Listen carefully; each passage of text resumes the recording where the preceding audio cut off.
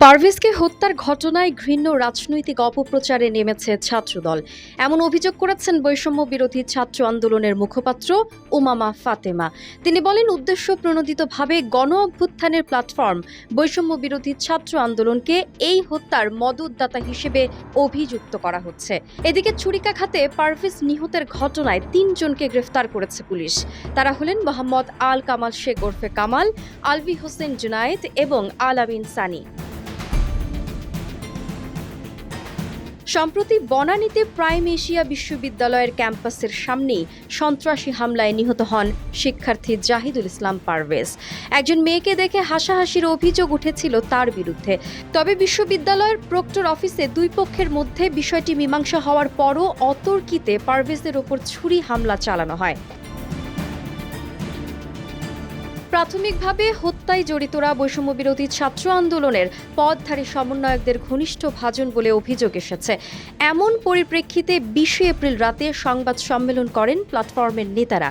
উমামা বলেন, হত্যার প্রকৃত কারণ, প্রকৃত অপরাধী ও ক্যাম্পাসে সহিংসতা ছড়ানোর পেছনে থাকা বাস্তব চিত্রকে আড়াল করতেই ছাত্রদল ঘটনার রাজনৈতিক ব্যবচ্ছেদে মনোযোগী হয়েছে। আমরা এই রাজনৈতিক অপচেষ্টার বিরুদ্ধে কঠোর প্রতিবাদ জানাচ্ছি। হামলার প্রথম সিসিটিভি ফুটেজে যাদের সরাসরি আক্রমণ করতে দেখা যায় তাদের সঙ্গে বৈষম্য বিরোধী ছাত্র আন্দোলনের কোনো সম্পর্ক নেই বলেও স্পষ্ট দাবি করেন উমামা। বলেন, দ্বিতীয় ফুটেজে প্রাইম এশিয়া বিশ্ববিদ্যালয়ের সাধারণ শিক্ষার্থীদের উপস্থিতিটি দেখা গেছে। তাদের মধ্যে বৈষম্য বিরোধী ছাত্র আন্দোলনের বনানী থানা কমিটির সঙ্গে যুক্ত ও প্রাইম এশিয়া বিশ্ববিদ্যালয়ের ফার্মেসি বিভাগের ছাত্র হৃদয় মিয়াজি ও ইংরেজি বিভাগের শিক্ষার্থী সোবহান নিয়াজ তুষার ছিলেন।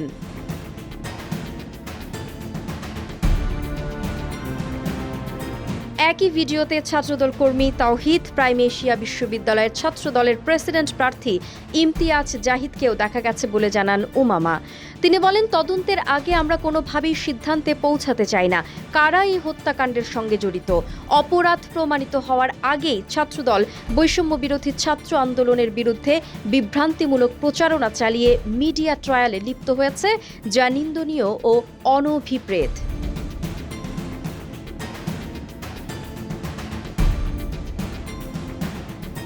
এই হত্যাকাণ্ডের সঙ্গে জড়িত যেই হোক, তাদের রাজনৈতিক পরিচয়ের ঊর্ধ্বে গিয়ে নিরপেক্ষ ও স্বচ্ছ তদন্তের মাধ্যমে বিচারের আওতায় আনতে হবে বলে জোর দাবি করেন উমামা। তিনি বলেন, গণতান্ত্রিক ছাত্র সংগ্রামকে সন্ত্রাস আখ্যা দিয়ে যারা দমন করতে চায় তারাই প্রকৃত অর্থে সহিংসতার পৃষ্ঠপোষক। পারভেজ হত্যাকাণ্ডের প্রকৃত অপরাধীদের চিহ্নিত করে বিচার নিশ্চিতের পাশাপাশি কোনো নিরীহ শিক্ষার্থী যেন রাজনৈতিক প্রতিহিংসা বা মিডিয়া ট্রায়ালের শিকার না হয় সেদিকেও লক্ষ্য রাখার দাবি জানায় বৈষম্য বিরোধী ছাত্র আন্দোলন। গণ অভ্যুত্থান পরবর্তী সময়েও ক্যাম্পাসের শিক্ষার্থীরা নিরাপদ নন কেন, এমন প্রশ্ন তুলে উমামা বলেন, শিক্ষাঙ্গনকে সহিংসতার আস্তানায় পরিণত করছে কারা? এসব প্রশ্নের উত্তর ইন্টারিম সরকারকে দিতে হবে।